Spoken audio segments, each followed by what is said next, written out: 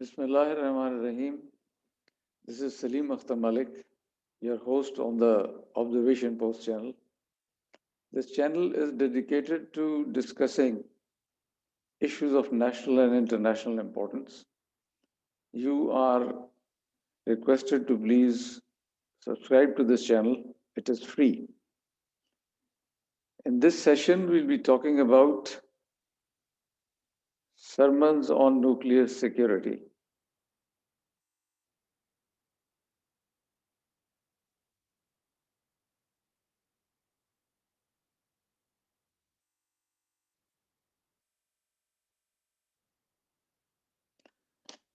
How many people know that in 1965, the US Central Intelligence Agency and India's Intelligence Bureau joined hands on a clandestine mission to install two nuclear powered sensing devices on the summit of India's second highest peak, Nanda Devi, and Nanda Kot, a feature nearby.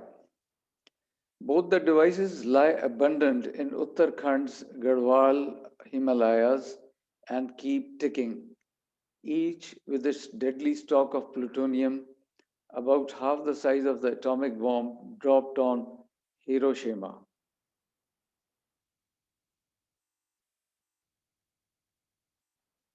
According to Beckhausen, after China exploded its first nuclear device in 1964, the Pentagon and CIA were worried about how to monitor Chinese missile tests, which were being conducted at a top secret facility a few hundred kilometers north of the Himalayan mountains.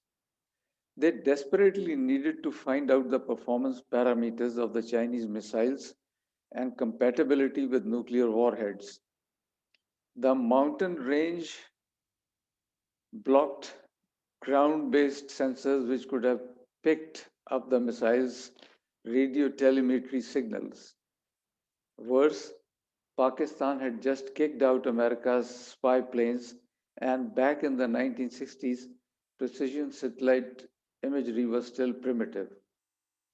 In 1963, United States Air Force General Curtis, Curtis Lee May, along with a small team of Sherpa guides, had led an expedition to the summit of Mount Everest.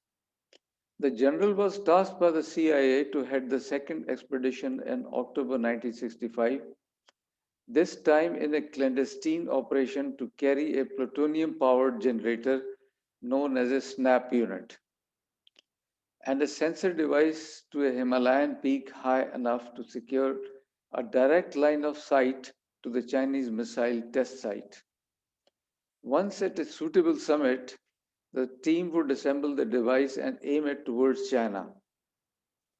With the cooperation of India's Intelligence Bureau, Nanda Devi, a 25,645 feet, that is 7,815 meters mountain within Indian territory, was picked for planting the surveillance equipment.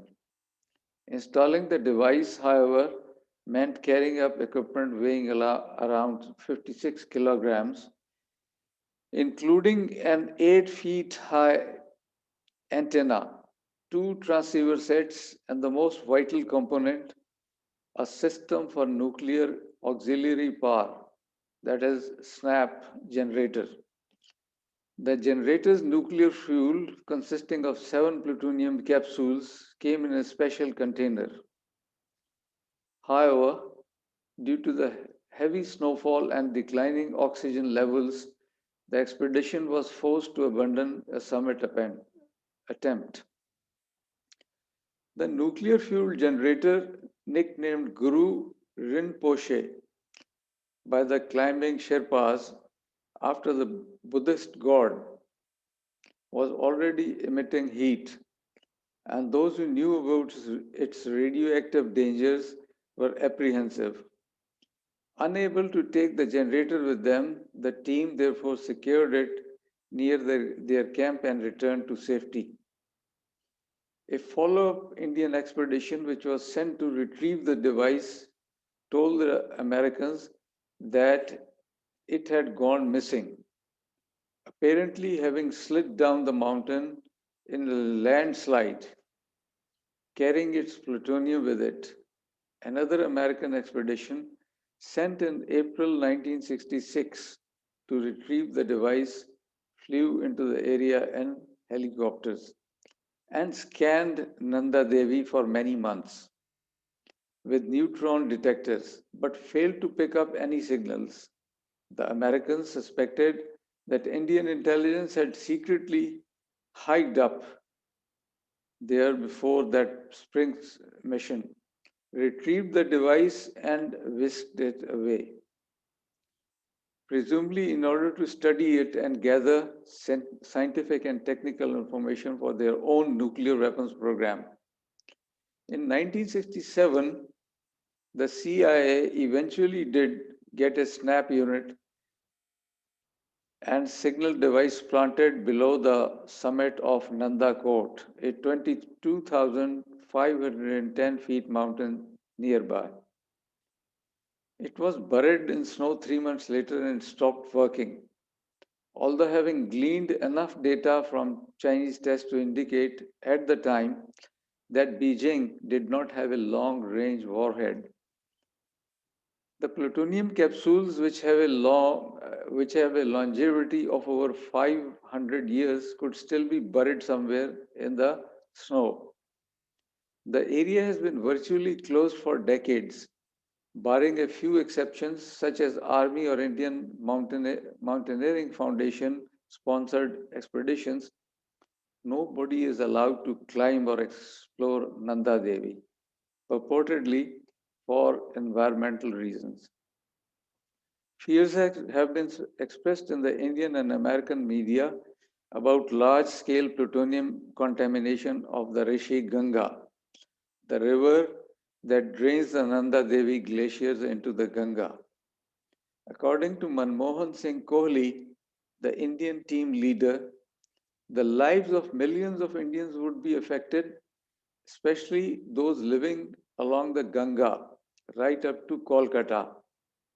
Water sources and rocks were tested for hints of radiation, but the results were always doctored by the government of India.